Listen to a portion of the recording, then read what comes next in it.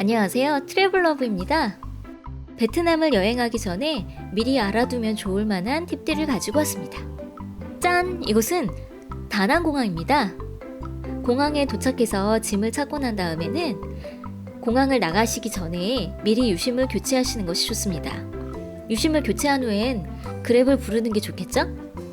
베트남은 그랩이 있기 때문에 자유여행을 하시는 것도 굉장히 편리한 곳인데요. 이번에 베트남에서 그랩과 일반 택시, 카카오 택시, 기차, 관광버스 이 정도의 교통수단을 이용해 봤는데요.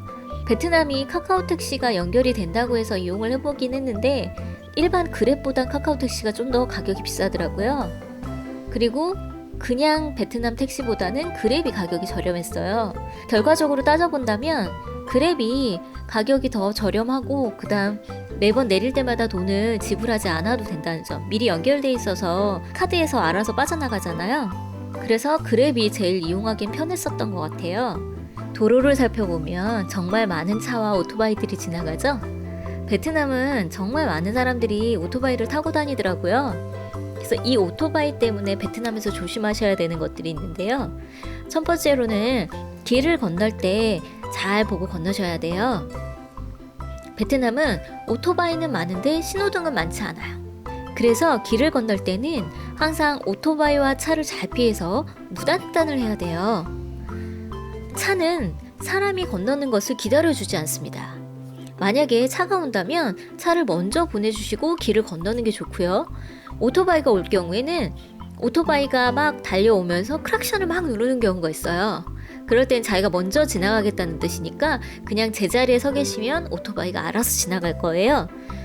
근데 오토바이가 좀 속도를 줄여준다, 클락션을 울리지 않는다 이럴 때는 먼저 가라는 뜻이니까 길을 건너시면 됩니다.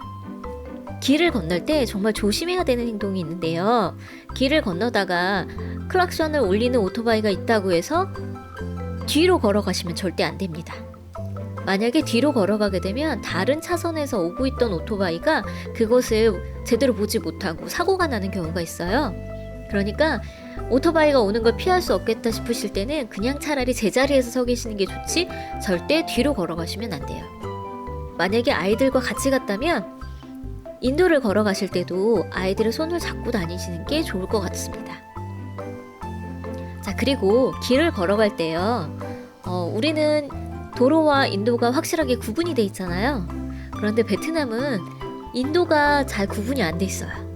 인도로 되어 있지만 그 인도를 따라서 걸어가면 많은 오토바이들이 주차가 돼 있어요. 주차장이 따로 없다 보니까 가게 앞이나 이런 데 사람이 많이 가는 곳 같은 경우에는 그냥 가게 앞에 인도에 다 오토바이를 주차했기 때문에 길을 걸어가면 오토바이를 피해서 가야 되는 경우가 많아요. 그래서 오토바이를 피하다 보면 도로로 차길로 내려가야 되는 경우도 굉장히 많더라고요.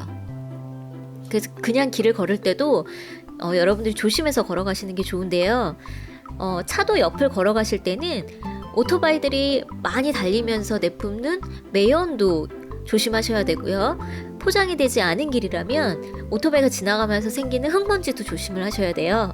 그리고 길을 걷다 보면 다양한 냄새들이 나는데요. 뭔가를 태우는 냄새, 그리고 향을 피우는 냄새, 이런 냄새들이 날 수 있으니까 그런 점도 알고 가시는 것이 좋을 것 같습니다. 베트남에 가면 헷갈리는 것 중에 하나가 이 돈 때문인데요. 베트남의 돈을 계산하는 방법을 먼저 알려드릴게요. 여기 보시면 2만 동이 있는데요. 이 2만 동을 우리나라 돈으로 바꾸면 일단 0을 하나 빼면 2천 동이 되죠? 이 2천 동에서 반으로 나누면 1,000 동이 되잖아요. 그러면 우리나라 돈으로 1,000원이란 얘기예요. 그리고 계산하실 때 조심해야 되는 것 중에 하나가 뭐냐면 지금 여기 보시는 이 돈이 국권과 신권이에요. 국권과 신권을 구분하는 방법은 국권은 여기에 보시는 것처럼 돈을 보시면 이렇게 중앙에 글씨가 써 있거든요. 요 글씨가 써 있는 요게 바로 국권이에요. 이거는 어느 곳에 가서도 웬만하면 받아주지 않기 때문에 사용하실 수 없는 돈이고요. 신권은 이렇게 중앙에 돈의 표시가 되어 있거나 가장 최근의 신권은 이렇게 오른쪽 중앙쯤에 이렇게 투명한 부분이 있는 게 이게 신권이에요. 그래서 이렇게 돈이 바뀌었으니까 여러분들이 신권을 사용하셔야 된다는 사실을 알아두시면 좋을 것 같아요. 베트남은 물가가 저렴하기 때문에 굉장히 많이 쇼핑을 하게 되는데요. 완전히 그 재래시장보다는 관광객들이 많이 가는 그런 곳이 더 나을 것 같아요. 다낭에는 한시장이라고 그 관광객들이 많이 이용하는 시장이 있는데요. 한국 사람들이 이미 많이 가서 물건을 사면서 흥정을 했었기 때문에 흥정을 하기가 좀 더 쉬웠어요. 한시장에서 만약에 아오자이를 사신다거나 아니면 원피스를 사신다거나 하면 일반적으로 사람들이 이전에 샀었던 가격이 이미 형성되어 있는 가격들이 있어요.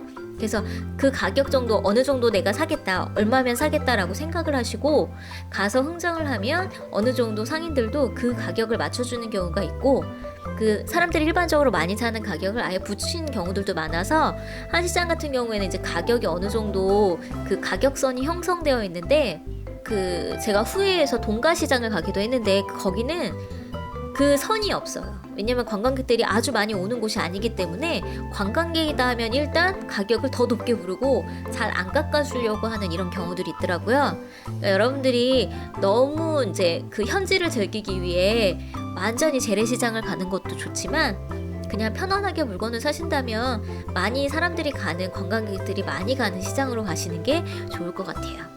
자, 지금까지 베트남 여행을 하기 전에 미리 알아두면 좋을 만한 이야기들을 들려드렸는데요. 다음 편부터는 이제 본격적인 베트남 여행이 시작될 거예요. 여러분들이 베트남 여행을 계획하시고 계시다면 지금 제가 이제 들려드리는 이야기들을 참고하시기를 바랄게요. 지금까지 트래블러브였습니다.